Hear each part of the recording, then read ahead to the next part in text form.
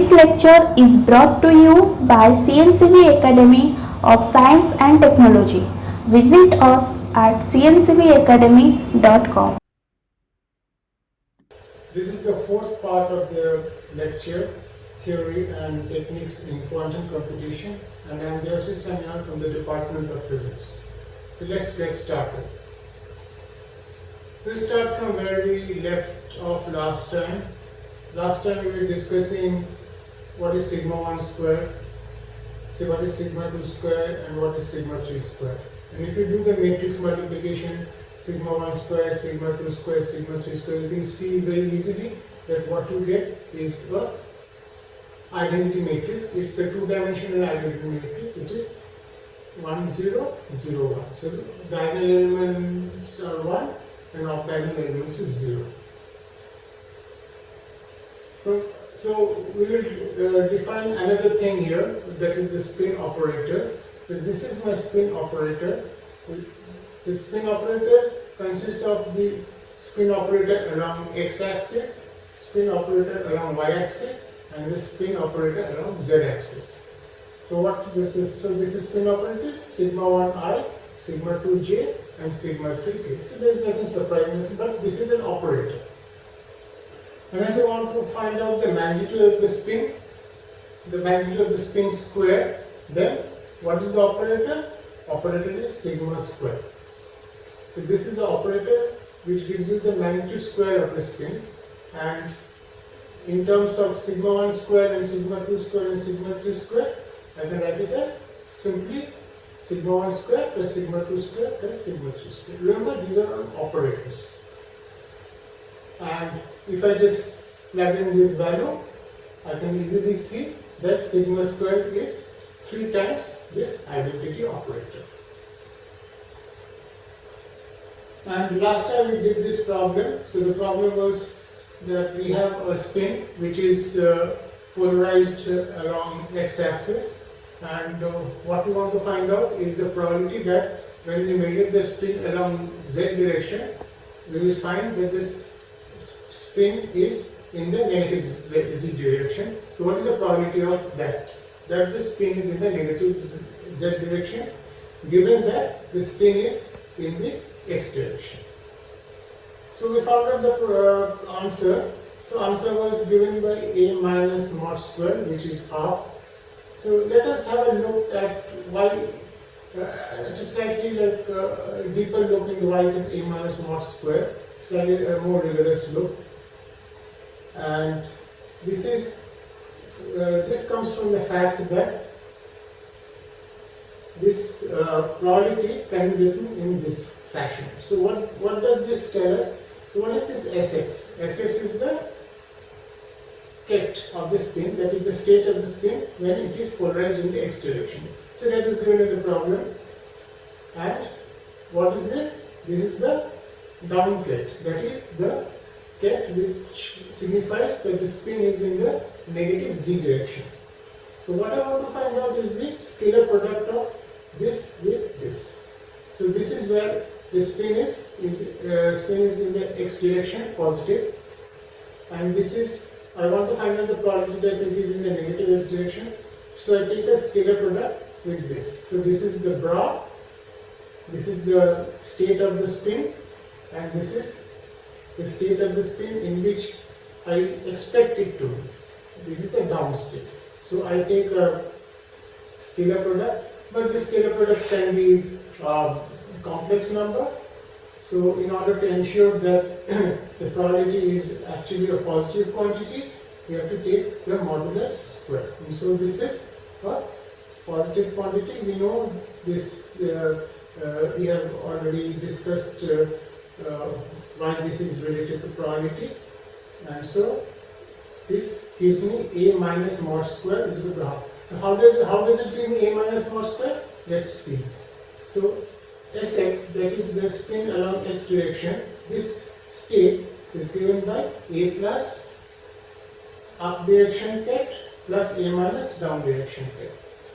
And if you just substitute this value here, and using the orthogonal condition, that is the scalar product of up and down state is 0, or the scalar product of down and up is 0, and the fact that these states are normalized, these up state and down states are normalized.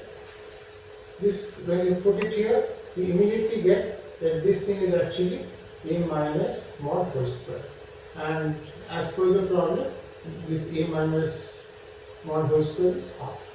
So this is how we arrive at the result. There is one more way of arriving at this result.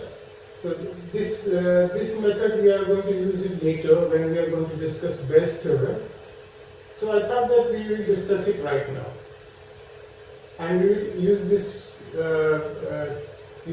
method for the previous problem too, and see how it works. So what is this method is called the concept of projection. So you already know what is projection. So this is my z-axis, this is my x-axis. This is x, this is z, and this is y-axis. And suppose this is a three-dimensional vector. This is a normal three-dimensional space that we generally describe. So this is a vector. So now what I am going to say here, that I have defined the projection operator. So what does projection operator do? It projects this vector onto a subspace where z is 0. So that is what this projection operator do.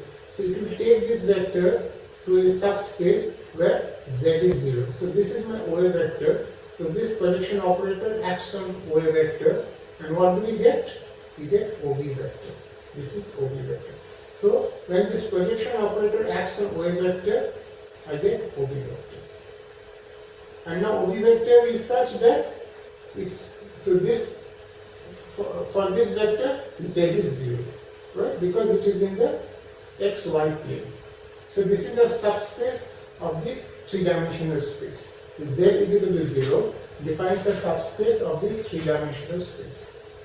And when I again use this projection operator and act on this OB vector, what do I get? I will get OB vector, because you can't project it any further. It is already in the z is equal to 0 subspace. So when I hit OB vector with this projection operator, I will get back OB. So this is the property of the projection operator. So exactly it's the same thing we are going to do in the abstract spin space. Here this three-dimensional real space, and the spin space is two-dimensional complex space. That is the difference. So let's see how it can be done. So here what we are going to define a projection operator P.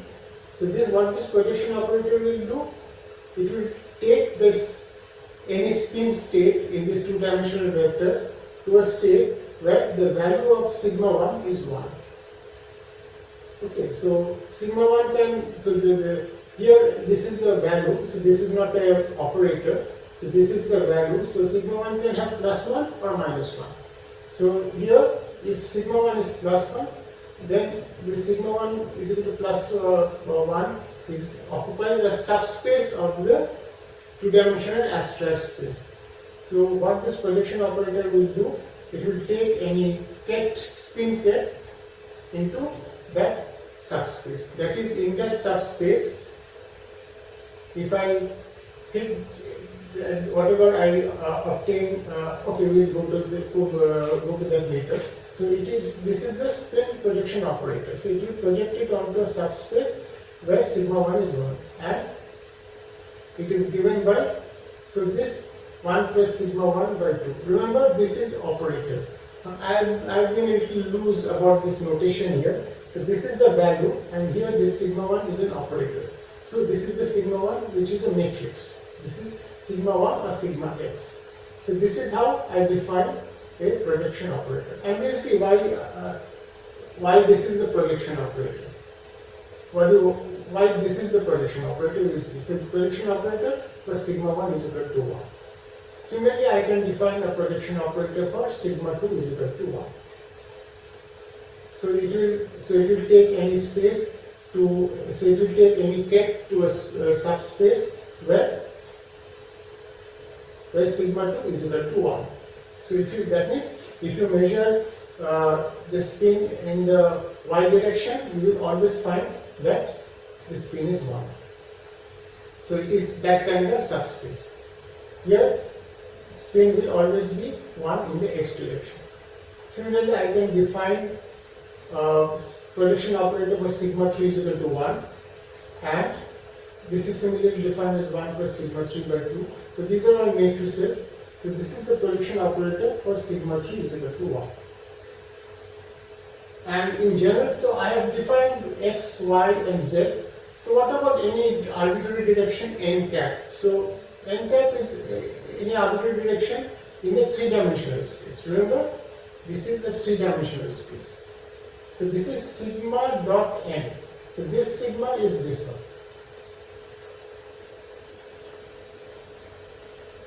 This sigma is this one.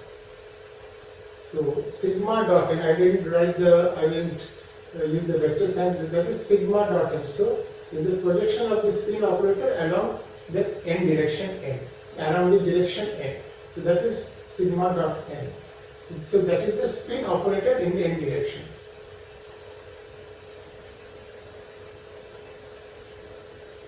Right?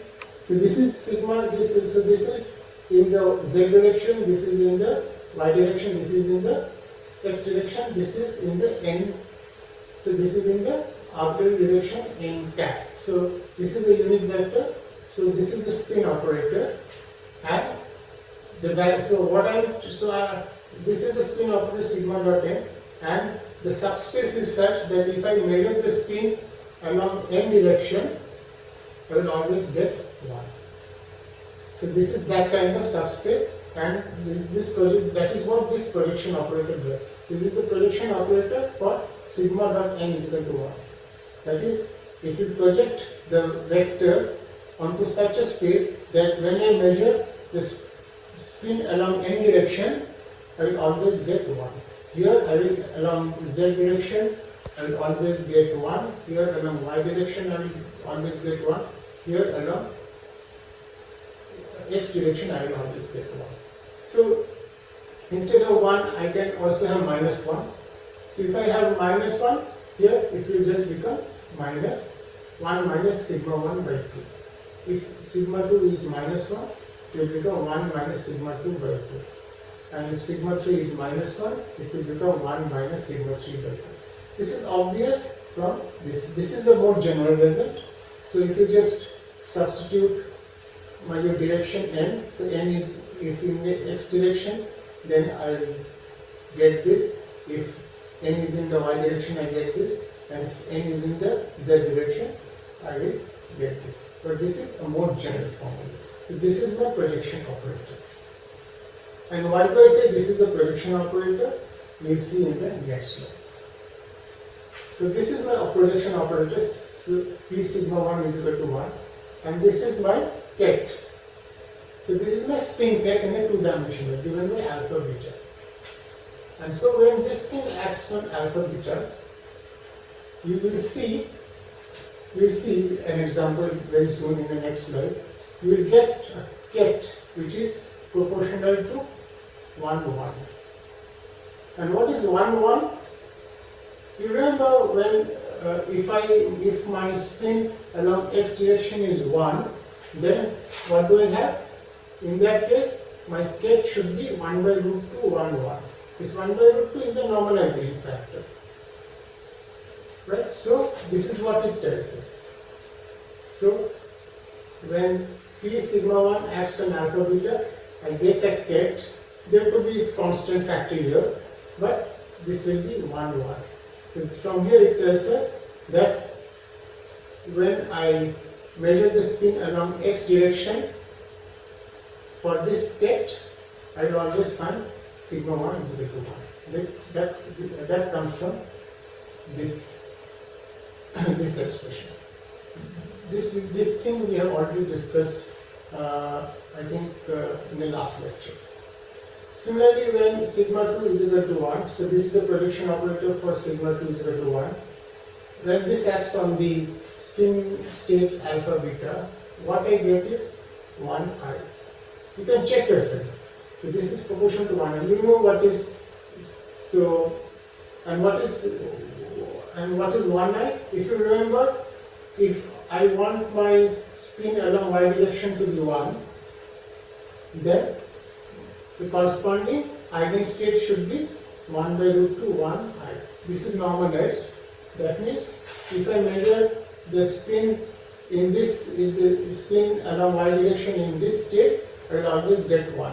And you can see this, whatever I get here, there will be a factor here, but there will be 1 there. So that means if I measure the spin for this ket along y direction, I will obviously get 1. Because when I hit it with the sigma 2 operator, this ket, I get 1 into this thing. This is obvious from this. Similarly for z direction, for the measurement along z direction, and if I want to get 1, then this is the projection operator.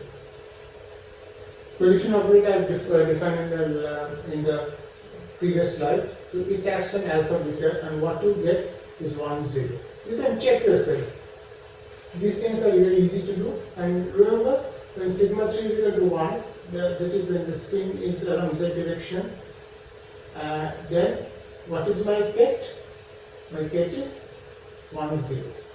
This is what exactly we get here. This you can check. I'll just show you one example. This is the first one in the next step. So similarly, when I operate this projection operator for sigma dot n is equal to 1 on alpha beta, what I will get is the corresponding eigenket for sigma dot n is equal to 1. So for sigma dot n there will be an eigenket. So you can do the calculation yourself. This will be a very good exercise. So what we will find it that whatever I get due to this operation, that will be proportional to the eigenket of sigma dot n is equal to 1. So let's see what we have here. So we will do this first one. So this one. So what is the projection operator sigma 1 is equal to 1? That is equal to half this. This thing you can easily see. This comes directly from. So 1 is actually identity operator. Remember, 1 is not it's not just a scalar quantity. It's a matrix. So it is an identity operator. Diagonal elements are 1 and off-diagonal elements is 0. This is the usual definition of sigma 1. Let's check what is the value of sigma 1 and divided by 2. And when we do that, we get P sigma 1 is equal to 1 is equal to half 1 1 1 1. This matrix, so we get this operator on matrix. And when you hit alpha beta with this P sigma 1 is equal to 1, what you get, is do the calculation, you get alpha plus beta by 2, 1 1. That's why I said it is proportional to 1 1, and this is some constant. It can be complex number or real number. And another property projection operator will be, if I hit the projection operator, if I hit this ket with this projection operator, so this is already the projected quantity or projected vector, and if I hit this projected vector with the projection operator again, I should get back the same thing. So of this matrix, so this matrix acts on this projected ket alpha plus beta by 2 1 1, and you can see easily you will get the alpha plus beta by 2 1 1. So you can repeat the same exercise for you can repeat the same thing for sigma 2 is equal to 1, sigma 3 is equal to 1, sigma dot n is equal to 1, and that will be a good exercise for you. So I hope this thing is clear. So what is the second method? So now we have the idea of projection operator. So what is the second method? Second method is this. So you remember the problem? The problem was that I have a spin in the x-axis, around the x-axis. The spin is directed around the x-axis, and what we have is, what we want to find out the probability that when I measure the spin around the z-axis, we will have the spin in the negative direction. Is it not? So, how we find it out? Like this. So, this is my ket for the spin in the x direction. So, this is given. So, what we do is we find out, we write down this projection operator. So, we hit it with the projection operator. And this projection operator is for sigma 3 is equal to 1, minus 1. Because we wanted it to be in the minus z direction. So, we hit it with this projection operator for sigma 3 is equal to 1. So, this projects this ket onto a subspace where if you measure sigma 3, it will always come out to be minus 1. And then I take the scalar product with Sx. So, this is bra and this what we get as a projected ket, and it may be a complex quantity. We take the modulus and square it, and if you do this operation, so we know what is P sigma 3 is equal to minus 1 looks like. You can easily find out. This is given, this ket is given, so if I know the ket, I know the bra, do the calculation, and you will see it is off. If you want to verify yourself, that will be a good thing to do. Next, we will go to something important, which is the simultaneous eigenstate and commutation. So what are we going to discuss here?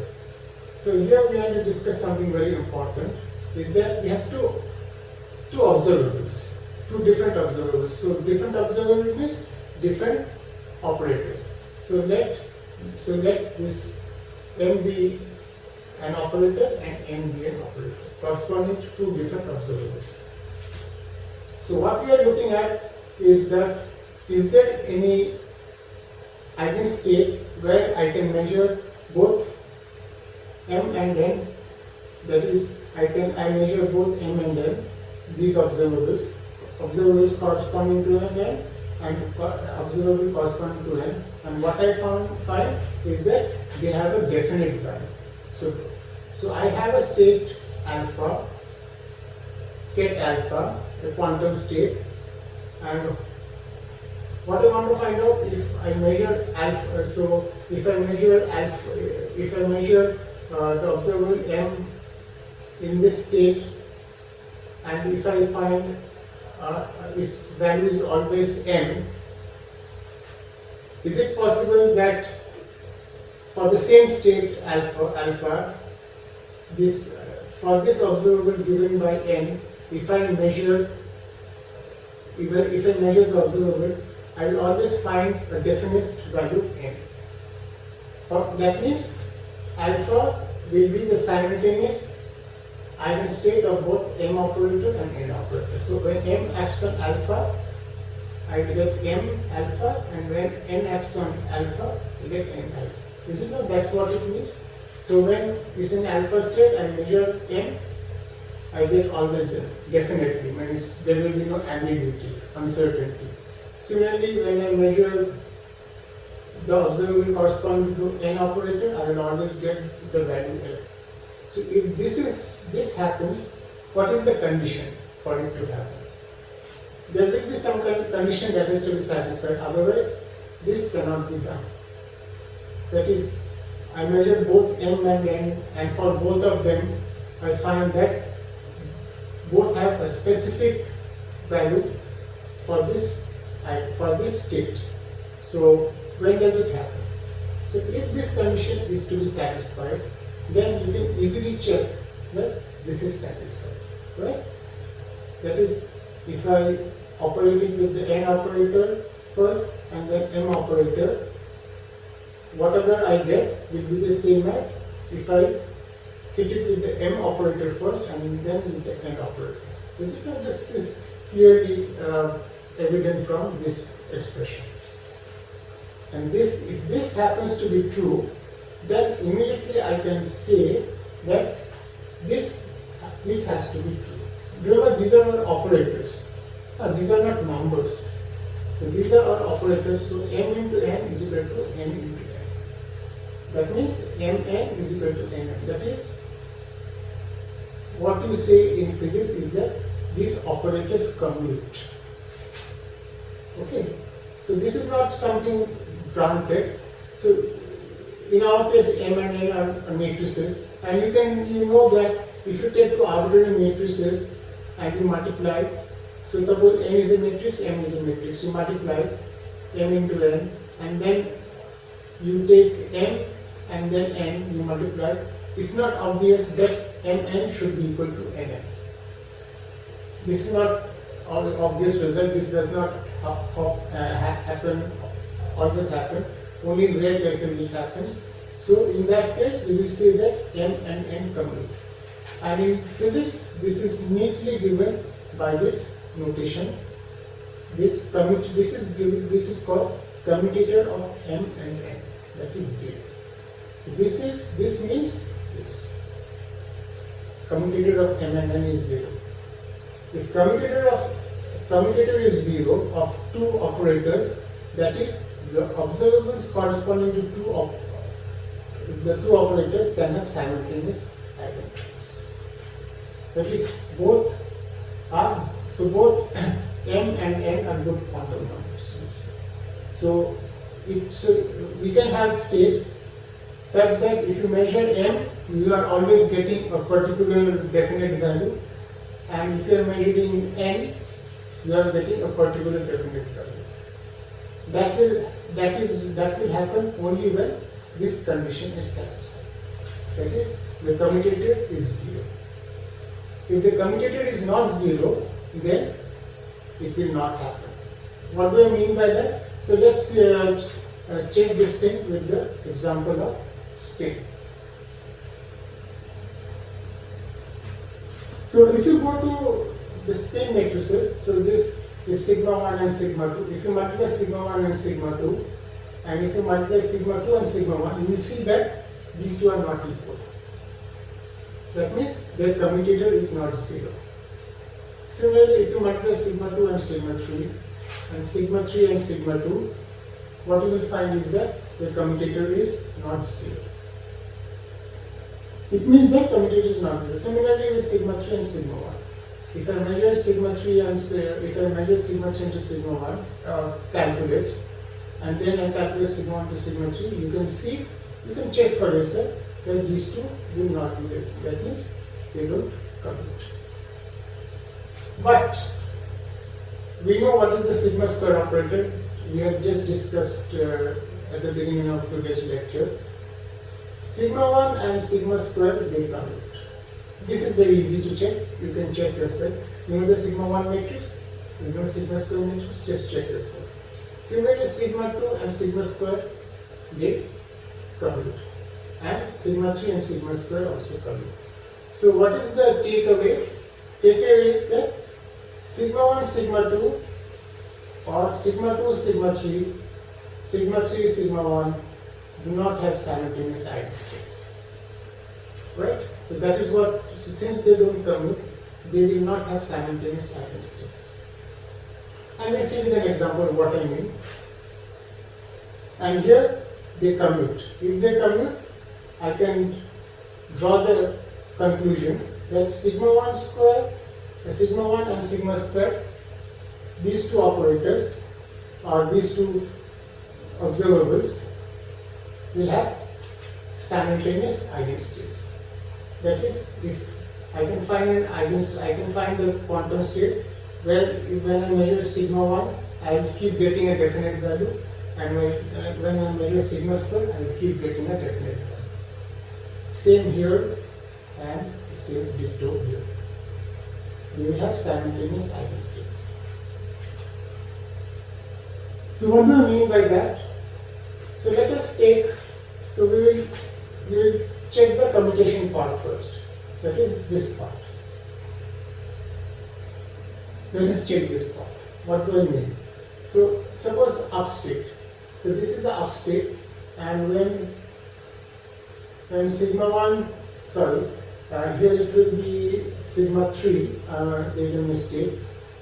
So here it will be sigma 3, I'm sorry. So this is not sigma 1, this is sigma 3. So when sigma 3 acts on the up state, I will get, so sigma 3 is the spin operator along z direction. The spin operator along z direction acts on the up state, I will get the up state, right? And when sigma square acts on up state, remember the expression for sigma square operator. When it acts on up state, what do I get? I get 3 times the up state. So well defined values of, here it will be sigma 3 and sigma square. Remember it is sigma not sigma 1, it's sigma 3. I'm sorry for the typo. Here it should be sigma 3. So this up state is a simultaneous eigenstate of both sigma 1 and sigma square. So if you measure sigma square, you will get 3. Or if you measure, that means what is the value of the spin here? Magnitude? It is root 3. Right? Is it not? It is root 3. If you measure the magnitude of the spin, it is root 3. Because sigma square is 3. And the z component of the spin has value 1 for this state. So it has well defined values of sigma 3 and sigma square. Here also the same mistake. Here it is sigma 3. So here we are talking about this case where it's not, there is no commutation. So when sigma 3, this is 1 should be 3, acts on this up state, I will get up, fine. But when sigma 2 acts on up state, what do I get? Do I get up with some factor? No, we don't get. We know that. We get something complicated. That is, what we have is a well-defined value for sigma 1. So we have a well-defined value for sigma 1. So if we say sigma 3, it should be. So when it's in up state, I have a well-defined value for sigma 3, that is 1. Right? But when I measure sigma 2, for this state, I will not get a well-defined value. Sometimes I will get plus 1, sometimes I will get minus 1. Is it not? So since these two operators don't commute, I can say that there will be no common eigenstate for these two observables. Whereas for these two observables, since there is commutation, there will be simultaneous eigenstates. So when it's in the simultaneous eigenstate, we can measure these two values with certainty. So this state will have good quantum number for sigma square, which is 3, and here the quantum number will be 1. So in this state, sigma 1 will have a quantum number 1, sigma 3 here will have a quantum number 1, and sigma square will have a quantum number 3. But in this state, sigma 3 will have a quantum number 1, but sigma 2 will not have any quantum number, because it is not an eigenstate for sigma 2. So it is well defined for sigma 3, here it should be 3, but not for sigma 2. So we will stop here today. I was thinking of doing entangled state, but I will not do it today. So in the next lecture, which will happen very shortly, I will be discussing entangled state and Bell's theorem. So that will be very interesting. And I think I will stop now. Thank you.